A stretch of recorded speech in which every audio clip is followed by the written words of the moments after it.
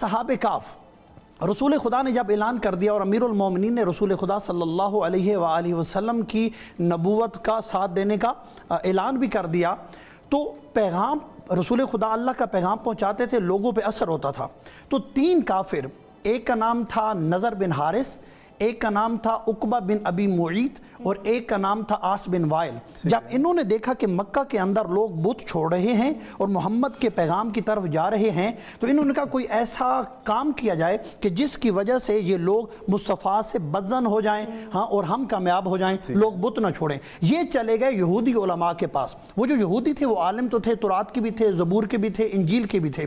ان کے پاس گئے اور جا کے کہنے لگے ہمیں کوئی ایسا سولوشن بتاؤ کہ جس کی وجہ سے ہم محمد کے پیغام کا مقابلہ کر سکیں۔ تو انہوں نے کہا کہ ہم آپ کو 4 سوال دیتے ہیں، اگر تو ان 4 سوالوں کے جواب محمد مصطفیٰ آپ کو دے دے تو سمجھ جائیے گا کہ وہ سچے ہیں، اگر جواب نہ دے سکے تو سمجھ جائیے گا کہ وہ عام ہے، وہ سچے نہیں ہیں۔ پہلا سوال کیا ہے کہ جائیے اور محمد سے سوال کیجئے کہ چند جوان زمانہ قدیم میں چند جوان تھے جو گھر سے نکلے پھر غائب ہو گئے، پھر ان کا پتہ ہی نہیں چلا۔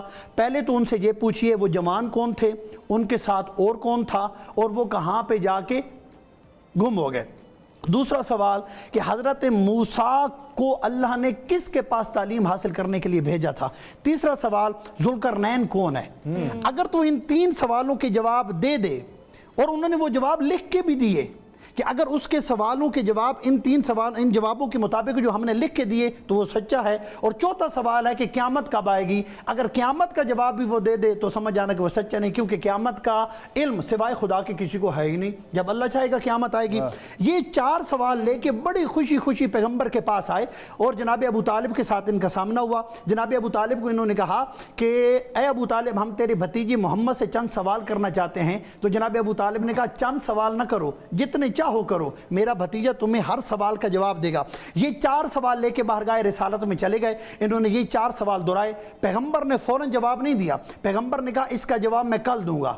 اچھا یہ کل دوں گا، کل وہ آئے، پیغمبر نے پھر جواب نہیں دیا، تو 40 دن تک پیغمبر نے ان سوالوں کا جواب نہیں دیا، کیونکہ پیغمبر تو بولتے ہی نہیں، رسول خدا تو اس وقت تک کلام ہی نہیں کرتے جب تک کہ اللہ کی طرف سے وحی نہ آئے۔ تو 40 دن کے بعد وحی آئی، اور وحی کسی یہ سورہ کاف نازل ہوئی۔ اسی سورہ کاف میں انہی 4 سوالوں کے جواب اللہ نے دیے ہیں۔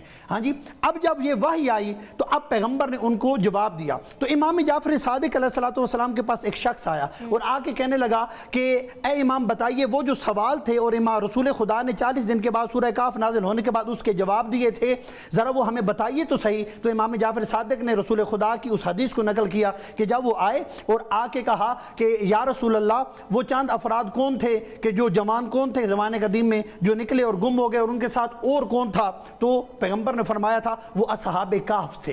کون تھے اصحاب کاف؟ اچھا یہ جو اصحاب کاف ہے نا، یہ جناب عیسیٰ کے تبع تابعین میں سے ہیں۔ یہ حضرت عیسیٰ کی وفات کے 146 سال کے بعد آئے، تقریباً 146 عیسوی میں ان کا یہ زمانہ شروع ہوتا ہے۔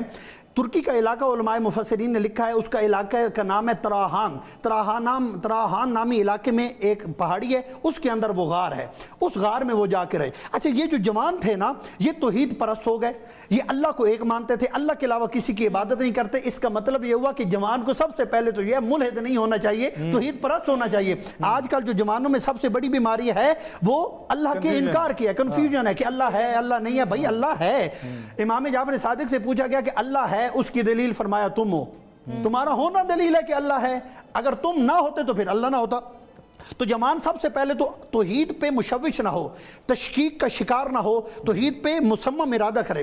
تو اس وقت جتنے بھی لوگ تھے نا تراہان علاقے کے، اس کا جو بادشاہ تھا 2 روایتیں ہیں، ایک کہتے ہیں کہ دقیانوس اس کا نام تھا، دوسرے کا نام وہ کہتے ہیں نہیں دقیانوس نہیں تھا بلکہ اس بادشاہ کا نام تھا تراجان۔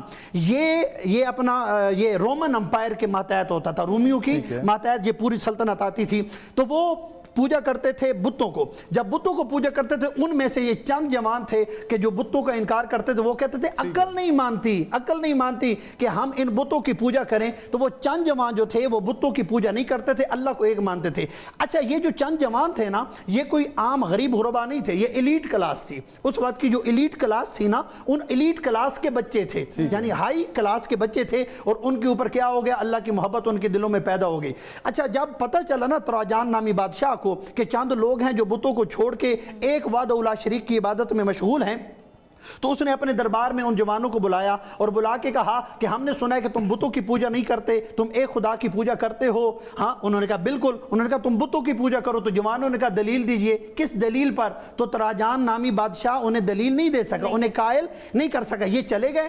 تو کیونکہ یہ ایلیٹ کلاس کے بچے تھے تو ان کے بزرگوں کو بلایا گیا اور بلا کے کہا گیا کہ ان بچوں کو سمجھاؤ، یہ معاشرے میں بگاڑ پیدا کر رہے ہیں۔ ٹھیک ہے جی، جب انہیں بلایا گیا بزرگوں نے سمجھایا، ان بچوں کو ان جوانوں کو بھی علم ہو گیا کہ اگر اب ہم یہاں پہ رہے تو ہمیں مار دیا جائے گا۔ تو یہ جوان بغیر بتائے نکلے۔ اب جب نکلے تو رستے میں انہیں چرواہا ملا۔ اب جب چرواہا ملا تو انہوں نے اس چرواہے کو دعوت دی توحید کی، اس نے انکار کیا۔ یہ جب آگے چلے نا تو اس چرواہے کے ریوڑ میں ایک کتا تھا، اس کتے نے ان کے پیغام پہ لبیک کی، وہ ان جوانوں کے پیچھے پیچھے چل پڑا۔ اب چلتے چلتے یہ آگئے پہاڑ پہ، پہاڑ میں غار تھی، غار کے اندر چلے گئے۔ اندر جانے کے بعد اللہ قرآن میں فرماتا ہے، یہ پورا واقعہ آپ پڑھیے گا سورہ کہف، آپ کو لطف بھی بڑا آئے گا۔